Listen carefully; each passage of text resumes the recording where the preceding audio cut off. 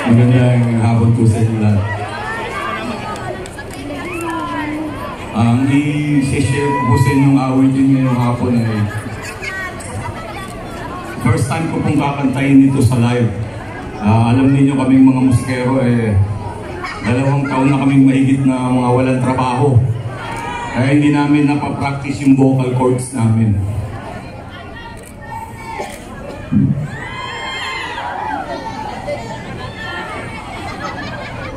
Ayan, hindi ko pa tumunog yung gitara ko dito sa speaker dito. Yung monitor wala.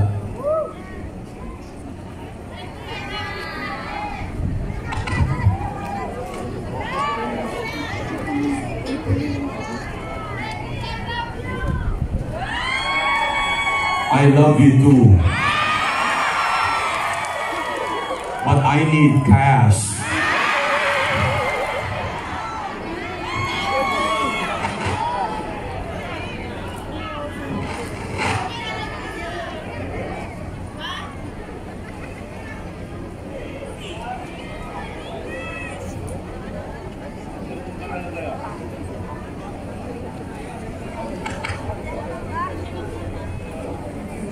Freddy, magandang palakpakan po natin, Freddy. Ayaw mo na kung gitara.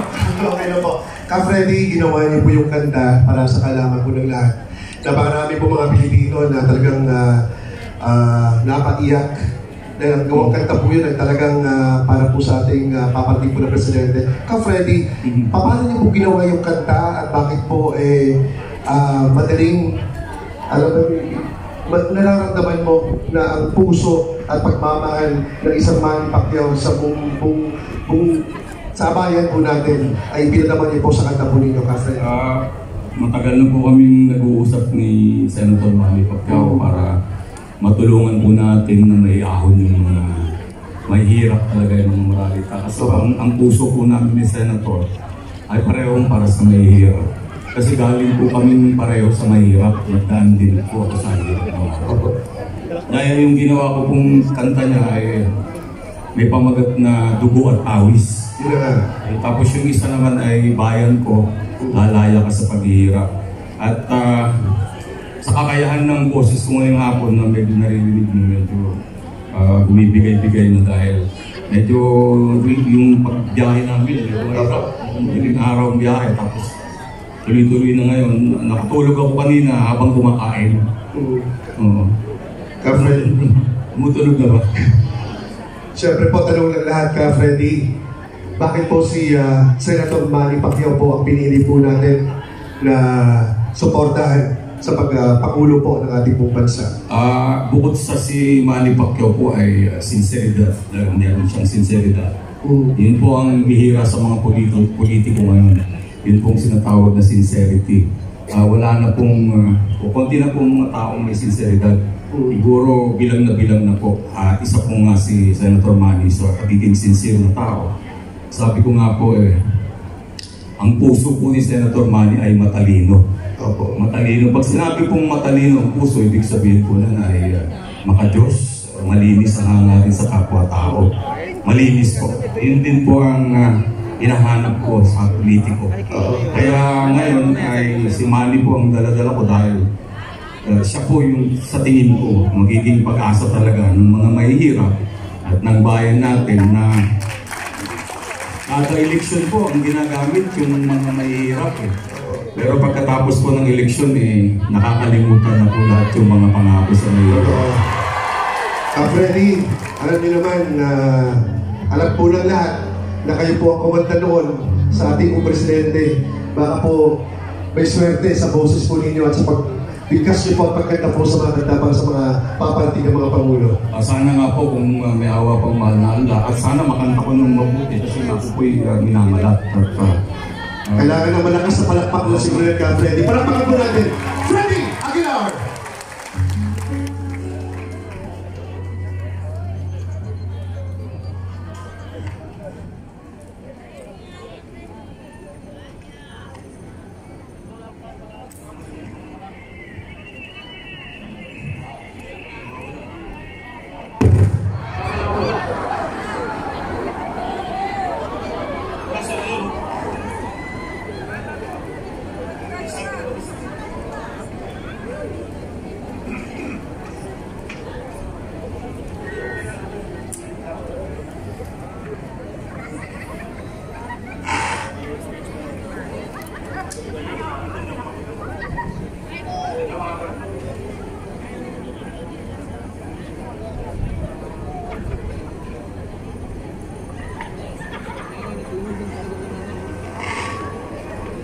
Ayan,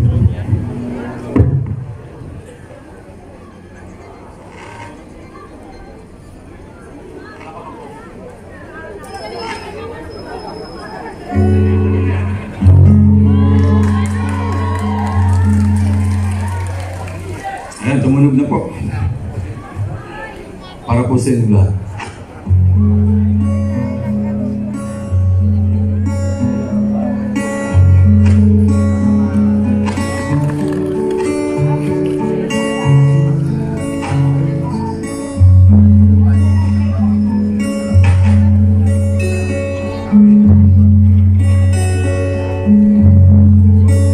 Mula sa kahirapan ay nagsikap siya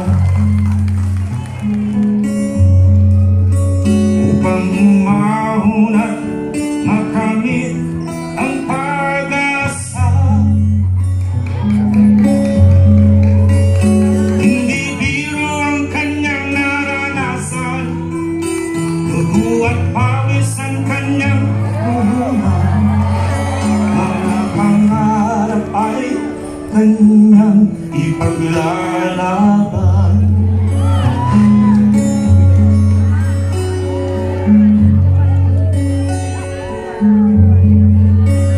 Tinitiis niya ang gutom sa magdamag. Mga mahal sa buhay ang kanyang lakas. Wala sa isip ang pagsuko, nilabanan ng mga pagsubok. Dalangin ang kayakap niya sa pagtulong.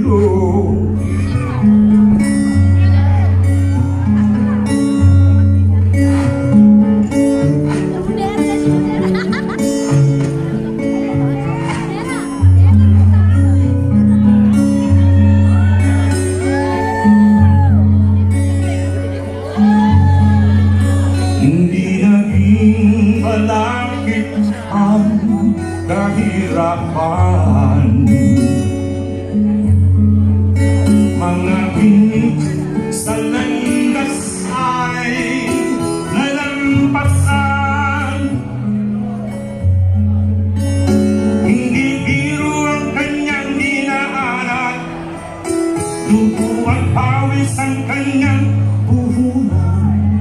Nakakulong na palad ang kapalaran. Hindi biro ang kanyang naranasan, dugo at pawis ang kanyang puhunan. Nakakulong na palad ang kapalaran. Bawat pangarap ay kanyang ipaglalaban.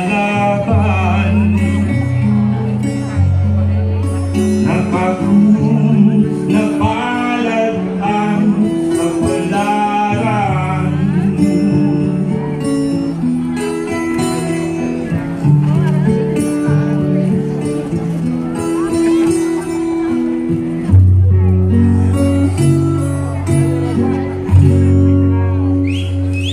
Sumalit pagyaw ay naroon, hanggang tulungan ng mga tao.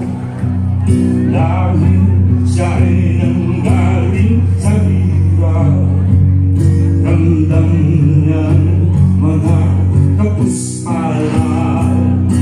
Singali pagyaw ang hinihintay, hangarin niya sa atin ay tunay. Tayo'y magkaisa para sa ating tagumpay.